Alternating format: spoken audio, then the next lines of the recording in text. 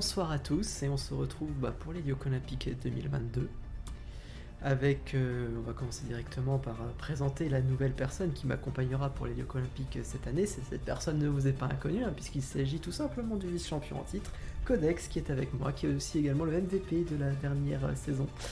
Codex, comment vas-tu ? Ça va très bien, bonsoir à tous. On est parti pour une deuxième saison des Lyoko Olympiques. Ça s'annonce très très chaud. Ah ouais, ça va être compliqué, des équipes très très serrées. On va y revenir justement derrière. Mais d'abord, on va faire un petit tour rapide des jeux, tout simplement, les 12 jeux sélectionnés pour les Lyoko Olympiques, sachant que nous allons voir 10 jeux différents rien que sur cette phase de groupe qui se jouera aujourd'hui et demain. Donc nous allons voir du quiz, comme l'année dernière, du blind test qui fait son retour, l'IFSL évidemment, le jeu signature que nous allons voir d'ici quelques minutes d'ailleurs, CSGO, Rocket League, Heroes of the Storm, Brawlhalla, Trackmania, Minecraft, Scribble.io, Hearthstone et Starcraft 2 qui seront ces deux derniers jeux seront réservés uniquement à la phase finale. Donc voilà, on va voir déjà pour vous présenter comment va se passer la soirée. Donc on va commencer ce que nous sommes en train de faire aujourd'hui. En ce moment, c'est la présentation. Ensuite, nous aurons l'IFSL, Rocket League, le quiz et Brawlhalla, et nous verrons le classement provisoire à l'issue de cette première journée qui verra. On verra où se trouvent quelles équipes. Et d'ailleurs, les équipes. On peut les voir maintenant. On va voilà.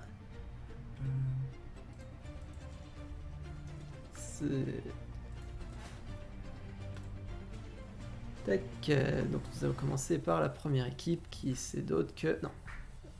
Ah oui. Iron Fortress, l'équipe menée par Gabouille et qui sera accompagnée de Dracov. Donc vous pouvez voir le palmarès de l'équipe, évidemment. Donc je te laisse en parler un peu, toi qui as fait des interviews avec les joueurs. Qu'est-ce que tu peux nous dire sur cette équipe d'Iron Fortress qui est le site 5 de cette compétition ? On déjoue déjà, comme ça a été dit, Gabouille qui revient dans cette équipe des Iron Fortress. Gabouille qui avait participé au Lyoko Olympique 2021, qui a notamment le gros point fort de se débrouiller sur Brawlhalla. Et il est accompagné du coup de Drakov, nouveau dans la compétition qu'on n'a jamais vu. Il faudra qu'il fasse ses preuves, on va voir ce que cette équipe peut donner. Alors oui, une petite équipe qui, c'est sans pression est arrivée ici et va vont découdre avec les équipes qu'on va voir après, dont certaines équipes qui sont déjà plus importantes, plus intéressantes, plus intéressantes dans le sens où on connaît un peu plus les gens. On connaît plus les gens et on sait qu'elles ont des réelles forces dans certaines... Et avec du coup cette équipe d'Iron Fortress qui est un peu inconnue au bataillon pour Drakov, donc c'est plus difficile de juger leur niveau. C'est Gabouille à un niveau très très stable dans des jeux comme Brawlhalla. C'est même plus très très stable, c'est un niveau écrasant. Ça. On va pouvoir voir ce que cette petite équipe d'Iron Fortress va pouvoir donner. Ok, on va passer sur le site 4 qui est d'autre que attention, ce nom incroyable qui est absolument formidablement prononçable. Vous demanderez aux joueurs de les prononcer parce qu'eux-mêmes ne y arrivent pas. Donc ce sont les MMNMMs, emmenés par Alex Mario, le capitaine, et qui sera assisté par Mako, pour la force des mouettes évidemment. Alors Alex Mario, ancien joueur de l'équipe des Breakband Bros, 3ème au dernier Lyoko Olympique, parcours assez intéressant l'année dernière, et Mako qui justement avait été sorti par l'équipe des Breakband Bros à l'époque avec son équipe de Degling, donc au niveau historique une composition surprenante entre guillemets, les deux anciens ennemis. Une alliance improbable. Alliance improbable, mais c'est sympathique, et une équipe qui va être, je pense, très stable dans les jeux, puisqu'ils ont des niveaux pas forcément... Enfin, il y a des jeux où ils vont briller, on va parler notamment de Minecraft, Bon, je pense qu'on peut le voir à la PP d'Alex Mario, c'est plutôt clair, mais des jeux Minecraft, mais après, sur les autres jeux, la plupart, ça va être... ils vont avoir un niveau assez constant. Ils ont très peu de faiblesses, mais ils ont très peu de vraies forces aussi. Donc c'est vraiment une équipe très intéressante, et à voir où ils peuvent aller, mais ils peuvent aller très très loin. On peut voir par exemple, très bon outsider. C'est ça, des petites forces, par exemple, on peut dire que Mako se débrouille plutôt pas mal dans certains jeux comme Trackmania. On peut les attendre et faire du bon jeu et peut-être dominer sur ces certaines épreuves. À part voilà, des jeux comme Heroes of the Storm, où voilà, je pense que c'est peut-être leur point noir, ils vont vraiment avoir un niveau, je pense, très correct, voire même un peu même fort sur la plupart des jeux. Et ça, ça va vraiment faire une équipe, à mon avis, très costaud. Ça, oui, ils vont pouvoir sortir très très bien avec un bon seeding, enfin un bon niveau dans le classement au cours de cette première phase de groupe pour le coup. Et donc du coup on va continuer avec les Fire and Ice avec Starfrix Inconnu aussi. Et un autre inconnu au nom de Ganyu. Bon, Starfrix, comment le présenter en une seule phrase, parce que vous pouvez voir une partie du palmarès. Starfrix est le joueur le plus titré d'Helioque Olympique, avec la personne qui est à ma gauche actuellement. Voilà, puisqu'évidemment, issus de la même équipe, ils ont à peu près le même palmarès. Mais voilà, donc Starfrix vice-champion en titre, entre autres. Donc vraiment une équipe à surveiller, très très forte, probablement en OF. Favori c'est sûr. Est-ce que favori absolu? Ça se discute. Mais vraiment, là, on sait que cette équipe, on a des attentes. Et voilà, elles seront probablement comblées, quoi. Il y a vraiment du niveau de jeu. Ça peut sortir très très bien, très facilement pour une bonne place pour le phase de groupe et tirer son épingle du jeu. Starfrix, comme on l'a rappelé tout à l'heure, qui était arrivé jusqu'en finale avec les Freedom Phoenix. Alors, lui ne l'était pas arrivé, puisque ancien capitaine, il avait dû renoncer à son poste. Voilà.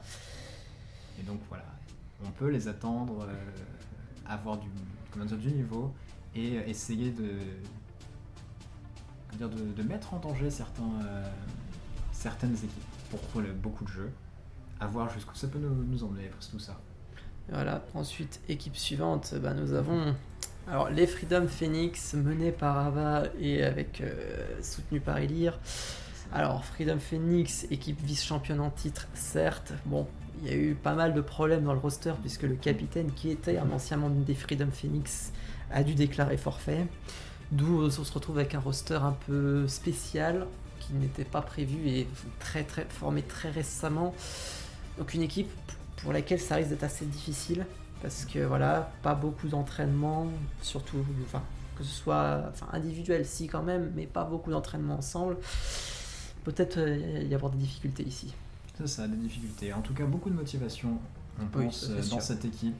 C'est une équipe, comme tu l'as dit, qui a subi beaucoup de remaniements, qui est malheureusement très différente de l'année dernière, mais au moins qui a l'âme de l'année dernière, qui revient sur cette deuxième édition. Et c'est pas la seule équipe, pour le coup, à revenir. C'est ça, c'est un nom, on garde un nom, et on est toujours très content de garder des noms iconiques, et évidemment... Quel nom iconique nous allons afficher derrière, évidemment, puisqu'il s'agit des off, tout simplement les champions en titre, à jamais les premiers, comme on pourrait dire. Les premiers champions d'Helioque Olympique, Ice Player Askrel, le roster est inchangé. On a un MVP des phases finales en la personne d'Ice Player, qui est la seule différence de palmarès entre les deux joueurs. Deux joueurs qui sont très particuliers puisqu'ils ont des faiblesses, des forces et des faiblesses qui s'entrecompensent en général, ce qui en fait une équipe extrêmement redoutable. Et évidemment, déjà on sait qu'ils sont forts, ils sont champions en titre, ils sont évidemment aussi favoris. À voir, est-ce que les confrontations avec les Fire and Ice risquent d'être assez intéressantes à suivre. C'est ça va faire des étincelles. Et après, mais comme on l'a dit, certes il y a peut-être des forces du côté... de certaines équipes comme Off et Fire and Ice, mais aucune équipe est à sous-estimer. Toutes les équipes ont un niveau semblable et toutes les équipes peuvent aller très très loin. On va vite présenter un petit peu le classement pour expliquer ce qui va se passer à la fin de cette phase. Donc le classement, pour l'instant c'est le classement, c'est le seeding, il n'y a rien d'extraordinaire. Donc